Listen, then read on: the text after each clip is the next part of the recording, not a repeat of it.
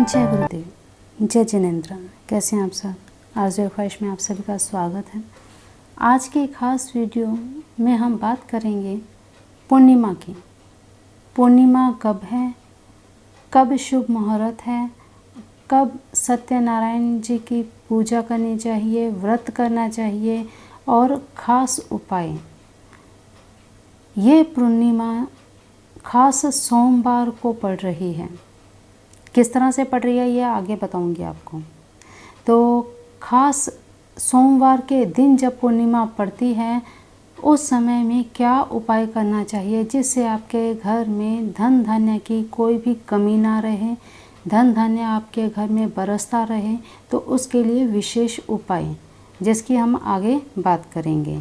और साथ ही पूर्णिमा के दिन होने वाले उपाय जो अभी रेगुलर चल रहे हैं, अनार का उपाय है, नींबू का उपाय है, नींबू ब्रास का उपाय है, उन सभी के बारे में सभी की डिमांड होती है कि कब मुहूर्त है, कब पूर्णिमा लग रही है, तो उपाय वो कब करना चाहिए।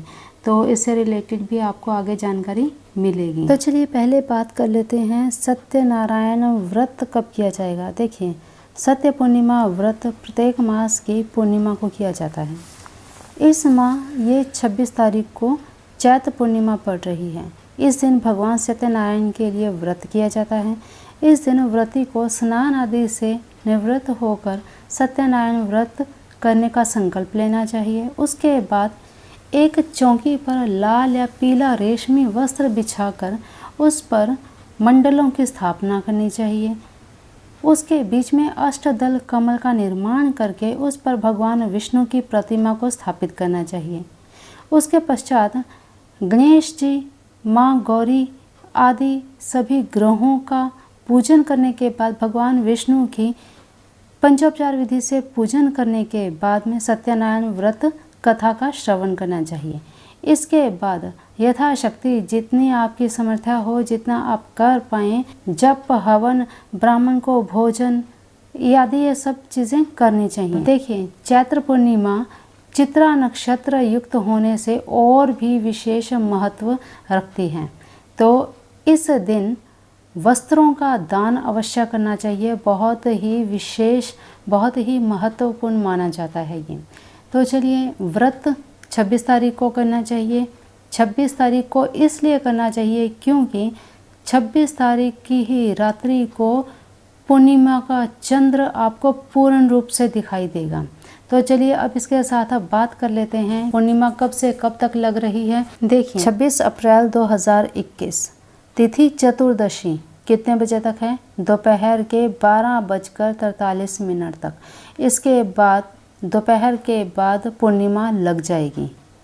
इसका अर्थ है सूर्य उदय की चतुर्दशी मानी जाएगी, लेकिन दोपहर के बाद जब पूर्णिमा लग जाएगी तो इसका अर्थ ये हुआ कि रात्रि की 26 तारीख की रात्रि की ही पूर्ण पूर्णिमा है। पूर्ण चंद्रमा आपको 26 की रात को ही दिखाई देगा।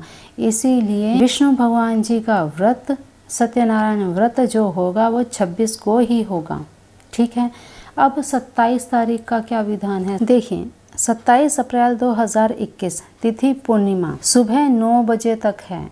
सुबह 9 बजे तक पूर्णिमा रहेगी। उसके बाद प्रतिपदा लग जाएगी। इसका अर्थ ये हुआ कि 27 की रात्रि को प्रतिपदा होगी। 27 तारीख की रात्रि को पूर्णिमा का जो चंद्रमा है वो आपको नहीं देखने को मिलेगा। इसलिए 26 तारीख को ही, 26 अप्रैल को ही सत्यनारायण भगवान का व्रत किया जाएगा। पूजा विधान आदि किए जाएंगे, विष्णु भगवान का पूजन किया जाएगा। तो यहाँ पे एक चीज़ और बता दूं कि 27 अप्रैल को ही हनुमान जयंती भी है। हनुमान जयंती पर भी एक विशेष वीडियो अपलोड होगी जिसमें कर्ज से मुक्ति और मंगल ग्रह से रिलेटेड आपको उपाय बताए जाएंगे।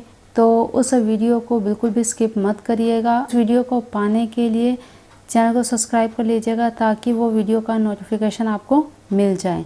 तो चलिए अब बात करते हैं पूर्णिमा के दिन क्या खास उपाय करना चाहिए और क्यों करना चाहिए। देखिए, अब जिस उपाय के बारे में आपको बताने जा रही हूँ ये विशेष सोमवार की पूर्णिमा को ही करना है। तो बहुत समय के बाद सोमवार के दिन यह पूर्णिमा पड़ रही है और ये खास विशेष दिन है, विशेष समय है, तो इस उपाय को ज़रूर कीजिएगा। ये उपाय खास आपके घर में धन धान्य को परिपूर्ण करने के लिए है। 1 महीने लगातार इस उपाय को करना है। सोमवार की पूर्णिमा से आरंभ करके लगातार अगली पूर्णिमा तक करना है। अगली पूर्णिमा ज़रूरी नहीं है कि सोमवार को ही पड़े, ठीक है। 1 महीने तक इस उपाय को रेगुलर करना है। इसलिए यहाँ पर आपको क्लियर कर दूँ कि महिलाएं महीने के समय में इस उपाय को नहीं कर पाएंगी, प्रॉपर रेगुलर नहीं रख पाएंगी, क्योंकि बीच में ये उपाय छूटना नहीं चाहिए। तो स्टार्टिंग में ही इस उपाय को आपके घर के पुरुष करें तो ज़्यादा बेहतर है। या फिर ये उपाय वो माताएं बहनें कर सकती हैं जिनको महीने की दिक्कत नहीं है या वो महीने की इस सर्कल से फ्री हो चुकी हैं, तो ये उपाय वो भी कर सकती हैं। इसीलिए आपको ये चीज़ पहले बताई है ताकि आप उपाय शुरू कर लें और पूरा ना कर पाएँ तो ये बहुत बड़ी दिक्कत हो जाएगी। तो वही लोग इसे करें जो पूरा 1 महीना रेगुलर इसे कर सकें, वही इस उपाय को शुरू करें। तो देखिए उपाय क्या है। जिस किसी भी पूर्णिमा को सोमवार हो उस दिन इस प्रयोग को करना है। कहीं से भी नाग केसर का फूल प्राप्त कर लें। नाग केसर का फूल अब कहाँ पे मिलेगा? आप नर्सरी में पता कर सकते हैं, अमेज़ोन पे भी आप पता कर सकते हैं, ठीक है। तो ये नाग केसर का फूल आपको मिल जाएगा। किसी भी मंदिर में, जहाँ आप नज़दीक के मंदिर में जाते हैं, तो किसी भी मंदिर में शिवलिंग पर 5 बिल्व पत्रों के साथ इस फूल को चढ़ाना है, ठीक है। फूल और बेल पत्र चढ़ाने से पहले शिवलिंग पर कच्चे दूध, दही, घी, शहद, शक्कर, गंगा जल, इन सब का पंचामृत बना करके शिवलिंग पर चढ़ाकर शुद्ध जल से शिवलिंग को अच्छे से शुद्ध कर लीजिए। शुद्ध करने के बाद में आपको ये क्रिया करनी है। यहाँ पे एक चीज़ आपको क्लियर कर दूँ कि हर बार हर रोज़ 5 बेलपत्र और 1 फूल हर रोज़ चाहिएगा। नाग केसर का फूल अगर आपको नहीं मिलता है तो सूखा नाग केसर का बीज भी आप ले सकते हैं, ठीक है। तो नाग केसर 1 मुट्ठी नाग केसर ले लीजिए और साथ ही 5 बेलपत्र। इन सामग्री को आपने शिवलिंग पर अर्पित करना है। लगातार 1 महीने तक आपने ये कार्य करना है। अगली पूर्णिमा तक निरंतर ये कार्य करना है। ये बेलपत्र और नाग केसर चढ़ाते जाना है। इस पूजा में एक दिन भी अनुपस्थिति नहीं होनी चाहिए। ऐसा होने पर आपकी पूजा खंडित हो जाएगी। आपको फिर किसी पूर्णिमा के दिन पड़ने वाले सोमवार की प्रतीक्षा करनी पड़ेगी। इस 1 माह के लगभग जैसी भी श्रद्धा भाव से आप पूजा अर्चना कर सकें आप करें। पूरे विश्वास के साथ इस उपाय को करें। भगवान को चढ़ाए प्रसाद के ग्रहण करने के बाद ही कुछ खाएं। जब आप मंदिर में जाते हैं, पूजा अर्चना करते हैं, अपनी श्रद्धा अनुसार भोग लगाइए। मिठाई का, फल का, कुछ भी आप अपनी श्रद्धा अनुसार भोग लगाइए और वहीं आपको मंदिर से पंडित जी जो भी प्रसाद देते हैं वो प्रसाद आपने घर आकर उसे खाना है। उसके बाद आपने अपना भोजन करना है। उसके बाद आपने अपनी दिनचर्या शुरू करनी है। इसके पश्चात आखिरी दिन अर्थात अगली पूर्णिमा के दिन आपको क्या करना है? निरंतर रोज़ की तरह आपने पूजा अर्चना करनी है। शिवलिंग पर 5 बेलपत्र और नाग केसर चढ़ानी है। फिर वापसी में जब आप वहाँ से आते हैं, शिवलिंग पर से 1 बेलपत्र और थोड़ी सी नाग केसर अपने साथ ले आनी है और इस नाग केसर और बेलपत्र को जहाँ आपकी इच्छा हो कि वहाँ आपको धन प्राप्ति हो, धन आपका स्थिर रहे, उस स्थान पर आप उसे रख दीजिए। लाकर, चाहे वो दुकान हो, फैक्ट्री हो, आपका घर हो, घर का लॉकर हो, पैसे रखने के स्थान पर ये बेलपत्र और नाग केसर एक लाल कपड़े में बांधकर रख दीजिए। इससे क्या होगा? आपकी धन संपदा अर्जित कराने में नाग केसर पुष्प चमत्कारी प्रभाव दिखलाते हैं। और बेलपत्र में साक्षात माँ पार्वती का वास है।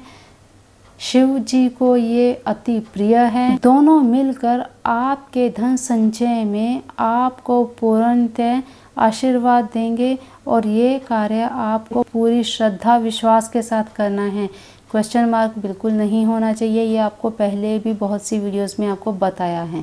पूर्ण विश्वास के साथ इस उपाय को कीजिए, निश्चय ही ये उपाय इतना कारगर है, कार्य करता ही करता है। आपकी फैक्ट्री नहीं चल रही, दुकान नहीं चल रही, आपका काम नहीं चल रहा, वो काम भी आपका चलना शुरू हो जाएगा। इतनी पावर इस नागकेसर और बेलपत्री में है। तो ज़रूर इस उपाय को कीजिएगा और लाभ लीजिएगा। तो आज का विशेष उपाय यही था। बहुत ही खास उपाय है। पूर्णिमा के दिन सोमवार, बहुत कम ही ऐसी तिथि आती है, ऐसा समय आता है, आज आया है, तो इसका पूरा लाभ लीजिए। अनार का और नींबू का उपाय कब करना है? देखिए, जो रूटीन में डेली ये उपाय कर रहे हैं, जो कि अमावस्या और पूर्णिमा को लगातार करने हैं। अनार का उपाय 26 अप्रैल की रात्रि को होगा और नींबू का उपाय आप सुबह कर सकते हैं 27 तारीख को। 27 तारीख को सुबह 9 बजे से पहले आप कर सकते हैं, क्योंकि 9 बजे तक पूर्णिमा रहेगी।